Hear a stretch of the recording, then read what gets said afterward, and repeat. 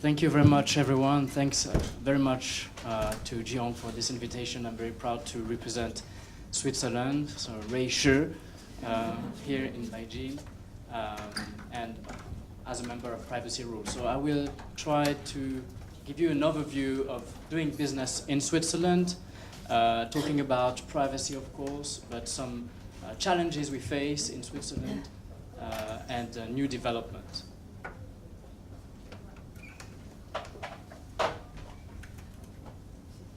So that's a mountain that may be famous to you. We don't, I don't know if you have this one in China, but that's a place maybe you would like to go. So if you'd like to go and do business, you can be there. It's a very nice place.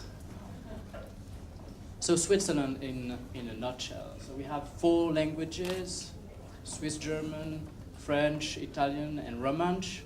We are also a small country, a little bit bigger in terms of citizens than Finland, but 8 million, a small country. And we have on the government 7 people, not only 1. It's for compromise, I would say. We have 7 people, and only 1 person is the president each year. So we are a little hole in Europe. So we have many EU members, EU neighbors, but we are not in the EU. We do not want to be in the EU because we want to remain independent and have our system, that's how we behave. So we are politically working with the EU, but we are not in the EU. And we are, of course, influenced by our neighbors, but we remain our country. Switzerland is based on federalism, so you have federal laws, cantonal laws, we have 26 cantonal laws, and local communal laws.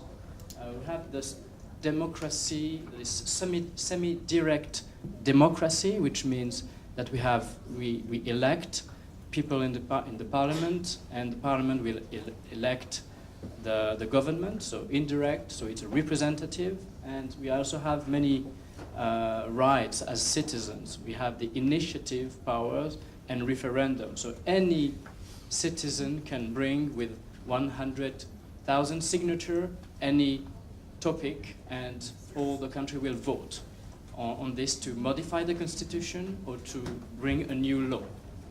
So it's for any subject. And for the referendum, you can also oppose to any law. So whenever there is a law, 50,000 citizens can sign and say, we want to say yes or no on that law. And if we say no, then the law doesn't pass. And it's only 50K people. So that's a strong power. That's also, you have also downsides because you can say no every time. So that's also the difficulty and the downside of having all those rights. So Switzerland is known, when we come to the cliché, you have the Swissness, so products coming from Switzerland. You have this label. You have the neutrality, many technologies also coming from Switzerland, and ski. Also, we have banks, chocolate, watches, and fondue, which is a delicious meal with cheese. Switzerland is also a place for Olympic and sports. We have the International Olympic Committee that is based in Lausanne. We will have the Youth Olympic Games next year. I know that Olympic Games in Beijing will come soon also. Sports associations, we have UEFA, FIFA, and other sports federations, so many business around sports law. We also have many very high-ranked education and international schools. We have the one of the most famous hotel management school, the EHL, near Lausanne. So it's near the lake, a bit around there. You have also the EPFL, the Polytechnical School in Lausanne, and the other one in Zurich. The one in Zurich was the school where Einstein studied. We also have the CERN, so where you have the accelerators, particle accelerators, between France and Switzerland. So it's a place to learn and to do business. We have also the Human Brain Project that has been granted to the IPFA, the Polytechnical School in Lausanne. It's a 1 billion that this school received to learn about the brain and make discovery and learn how it works. So there's many things to do there in terms of research and further developments also after this research. So this is the CERN. It's also a diplomacy and a place of global summits. You have in Geneva all those organizations and NGOs and summits like the WEF, the World Economic Forum. It's also a place where the healthcare systems is very developed. You have one for everybody. Yes, so I'll let you summarize this. Gabriel 刚才对瑞士做了一个简要的介绍。瑞士是一个非常小的国家，但是他们有4种语言，然后他们深受欧洲的影响，但是他还强调了他们是政治中立，非常中立。然后他介绍了瑞士比较独特的政治结构和政治制度。好，他表示大家提起瑞士的关键词应该都是想到说有手表、巧克力、滑雪银行以及他们的奶酪火锅等等。目前来看他刚才也提到了说2020年他们洛桑这个城市将举办青年奥林匹克。瑞士也是世界的体育重心，其中有国际体育协会以及欧足联还有国际足联等等的所在地。瑞士还是国际外交全球首脑会议的中心和联合国的所在地。瑞士还有非常优秀的教育和研究机构以及一流的医疗系统。Thank you. So let's be a bit more serious now and talk about privacy in Switzerland.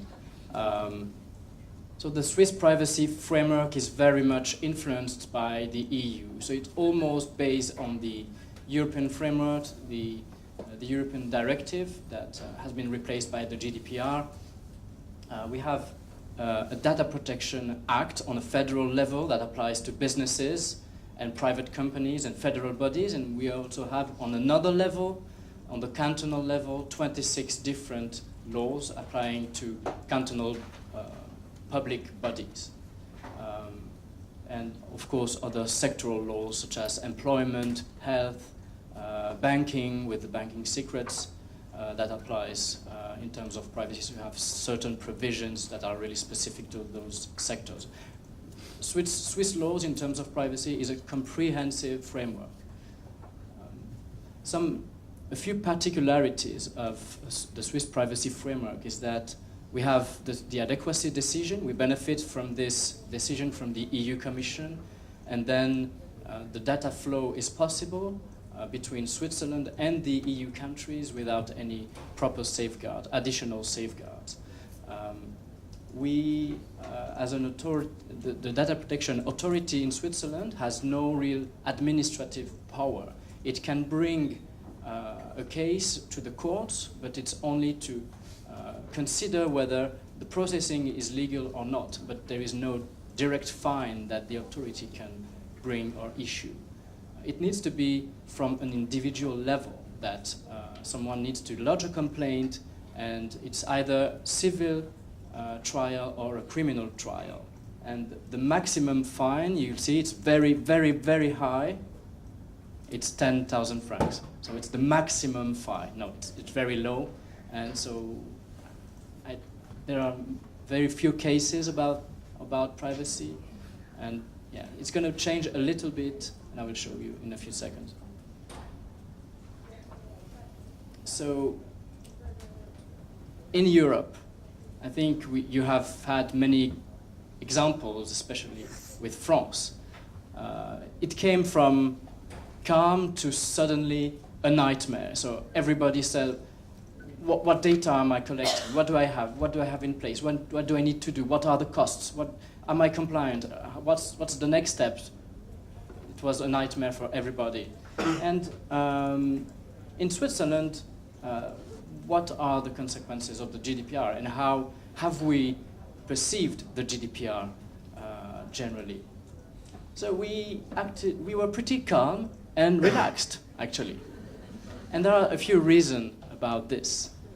Mainly, so the EU directives and normally the EU framework doesn't apply to Switzerland. No case law applies to Switzerland. We are independent from that system, and nothing applies there. And most of the time, because we do business in Switzerland, and most of the entities do business in Switzerland, there is no application of the GDPR most of the time. So Data Protection Act in Switzerland with the fines that you can see that I have showed you of 10,000 francs still applies to almost majority of the businesses. Of course, if your business is multinational, you should be compliant and you should have had a program to embed privacy rules into your organization. But most of the entities in Switzerland are not subject to the GDPR. And for those who are, they may not know how to do it, so it's also a matter of awareness and explaining to them now it has changed and it's going to change, and the law in Switzerland is going to change, and I will show you in the other slide what will change really. So basically in 1 or 2 years our law will change, and it will mainly align to the GDPR with some changes. So because we are Swiss, we do not want to do exactly the same thing as the European. That's normal. However, all the principles that were already aligned to the EU laws will remain. And we will have to have a record of processing, to do DPIAs, data protection impact assessment. So all the accountability rules will apply, and the consent will be stronger, and the information you need to provide to the individuals are going to be very much aligned to the GDPR. However, the new law will not have an extraterritorial scope. It will not apply as the GDPR. Our authority will still have limited power, and no administrative fine will be possible to be given to businesses or to public bodies. It means that only an individual needs to do a trial and go in front of a court, either civil or criminal, and the maximum fine has been increased up to 250,000 francs as a maximum criminal fine. It means also for criminal fines that it will not be the organization, but more the individual who would be liable for a criminal sanction, which has an impact, and it's pretty notable. The appointment of a DPO is not really the same as in the GDPR, where sometimes it's really mandatory. In Switzerland, it's an option, and if you use that option, you may have lower obligations, such as declaring the files to the commissioner. So if you have someone internally, or if you have an external DPO, then those obligations to declare the files to the authority are not on you. You will have also breach notification obligation, but with no sanction if you do not report that breach. So that's a bit weird, but that's going to be the case. And it's going to be probably expected to be in force in 1 or 2 years, probably in 2 years. I don't know if you want to translate now, but otherwise I just do this slide. Okay, so just in terms of data transfer, we are a third country, we are not in the EU, so we have the adequacy decision for transfer of data with the EU and some other countries, 12 countries, and with other countries, with third countries, we have a list of approved countries with whom we can send and share data, but with other countries, such as China, we need to have proper safeguards in place, such as the model clauses or data transfer agreements in place, and you need to declare them to the commissioner. So that's the most stringent, but that's what you need to do with most of the countries around the world. The basic principle is that the transfer is prohibited unless there is no harm to the individual in terms of data transfer. So then I will talk afterwards about the unique advantages of doing business in Switzerland. 他刚才提到的就是瑞士的隐私保护的一个框架。首先是联邦层面有一个1992年的数据保护法，但是目前正在修订。然后他们26个州各有自己的法律以及一些部门法，还有针对数据保护的一些条例。瑞士的特殊性在这个隐私保护的框架当中也体现出来，因为瑞士作为非欧盟成员，但是它在 GDPR 中属于充分性决定中的一员。然后第二个点是，他们虽然没有行政罚款，也没有权利，大多数的处罚是属于民事诉讼的性质。相关的权力机关目前最高的刑事罚款是1万瑞士法郎。但是他刚才也提到了，在修订这个法案之后，可能会上升到25万瑞士法郎。然后 GDPR 和瑞士的隐私法是大致相似的，但是瑞士的隐私保护法是没有域外效力的。在下一个小节，他也提到了这个瑞士法向下的数据传输，其中包括他刚才最先提到的这个，他们是欧盟委员会认定的充分性决定中的一员。就瑞士和中国的数据传输而言，他说中国目前仍然是属于第三国，所以可能会需要签订地贴、数据传输协议等，通过其他合法性的方式才能够开展跨境的个人数据传输。Thank you. So I have a couple of more slides, but I will try to be a bit fast. We are approaching the pause. We have just after me my colleague Steve from South Korea. So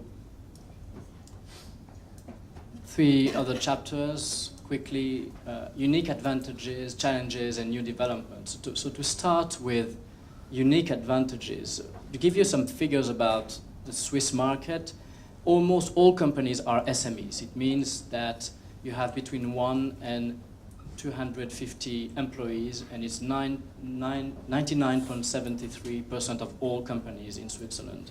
So it would mean for China around, if you extrapolate to the number of citizens in China, it's 96 million SMEs. So that's the number of proportionally that we have in Switzerland. Or about the GDP in 2017, it's 668 billion. 6,000 billion amount deposited in banks in Switzerland. The unemployment rate in Switzerland is very low. It's 3%. It has been very stable all those past years. I think the maximum was 5 in the whole history of Switzerland.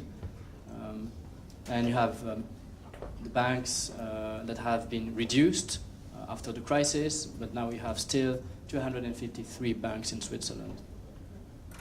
Unique advantages in Switzerland. I have tried to make the most of them, but I think Swissness is one of those. When you sell products that come from Switzerland, we are allowed to put a label to say that it's only a Swiss product made in Switzerland with the Swiss values, etc. I don't know what it means for foreigners, but it means something for us, at least. We are a country of trust, security, and reliability. You can see this with the banks and the secrecy, even though you have seen the press that with the exchanges with the US or other countries or the EU, it has been a bit reduced. Secrecy and reputation. I think Switzerland is highly reputed with a high reputation country, and Switzerland has it's the third lowest corrupted country in the world, according to the recent survey in 2018. We also have services so that foreign countries, foreign companies are relocated in Switzerland, especially in the area where I am and in the French-speaking part, we have arrangement between the cantons, and there are free services to the businesses to relocate or to appoint, to incorporate some foreign entities and to ensure that they do the right steps, for example, with the tax authorities, and can do business, and of course there's a tax issue that is very interesting for Switzerland, but we are really willing to accept more foreign companies to help them do business in Switzerland. Gabriel 刚才介绍了在瑞士投资和从事商业活动的独特的优势，其中包括他们具备有高度发达的经济。尽管说经济危机对他们略有影响，但是瑞士目前还是众多的银行所在地。然后就是他们安全保密的交易环境及廉洁的政府，还有他们瑞士政府对外商投资的大力支持，以及非常友好的税收政策等等。So now for the challenges. Because I'm Swiss, it's difficult to see the challenges, but sometimes I would say that Swiss people are very conservative and are not willing to change things, so they like the status quo. This can be difficult to do business when you are disrupting the system, because Swiss people are really attached to their values, and change is really difficult. And it's also a very small country, so it means that a change has an impact and it's perceived immediately. It's a country of network and networking and in-person meetings, so you need to know the people to do business with them. So that's really something that can be a challenge even for Swiss entities in Switzerland. So I would say we are a country also for long-term relationships, so we need to build that relationship, and it's based on trust. And there's a tension also between the confidentiality and the secrecy and transparency, because we like transparency, and at the same time we need to ensure that we protect the information of foreigners or of businesses, which we are very attached to. So on the other hand, the Swiss people would like to know who is behind, but on the other hand, you need to protect that information. So I think it's a paradox, but we are trying to find the right balance to safeguard all those two values. So you can maybe translate. 他刚才提到，就是说瑞士人的性格还是非常保守的，所以需要跟他们有长期稳定的合作关系来建立信任，然后还有当地企业和瑞士制造也是对他们来说是目前的一个比较大的挑战。So just a few words before conclusion about new developments in Switzerland.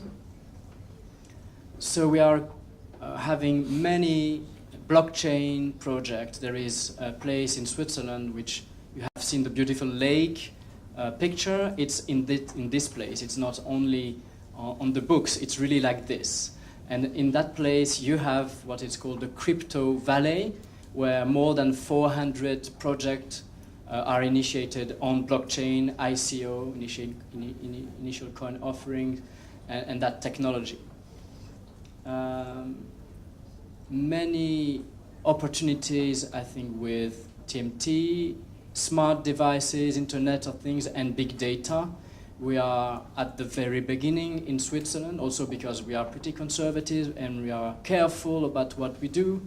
It hasn't started yet, but it is really a growing market where there are lots of opportunities, especially Huawei is one of the candidates to be the provider of 5G antennas in Switzerland, but we have not chosen yet what will be the provider, but probably the provider will be in a very good position to sell other services and do business in Switzerland. The biotech and e-health and medtech sector is growing. There's a huge growth and expectation in that sector, and there's lots to do in pharmaceutical company, for example. It's very late in the process of being digital, so there are many opportunities as well. And we are a country of startups and investment with the banks and many small businesses wanting to be disruptive and to change the atmosphere. Before not just only technologies, but also in constructions, we have the longest tunnel of the world that has been constructed. It's 57 kilometers long, so we have a huge expertise in transportation. Also because of the mountains, you need to dig into the mountains and build the railway around all Switzerland, which is a challenge. And we have a good expertise in that. And the green energies finally, I think that's a key element, because Switzerland is a country where you have many lakes and you do electricity with water, and we are very much attached to green technologies. And we are, at the moment, many people in Switzerland are doing gatherings to protest against climate change, and they are really willing to be part of something that will protect the planet, and Switzerland has this will. So this is the end of my speech. Switzerland is a best-in-class place to live and to work. The privacy regulation is not too risky at the moment, but we are still attached to privacy, and we are going to be aligned to the GDPR. We have the Swissness, we build trust with other stakeholders, and we have many developments at the moment, so it's a really attractive country. This is my partner who is taking care of cybercrime and litigation. He is really specialized and has experience in international criminal cases in cybercrime, defending big clients in Switzerland and internationally. And I'm more on the privacy and counseling side and technology. So, 谢谢。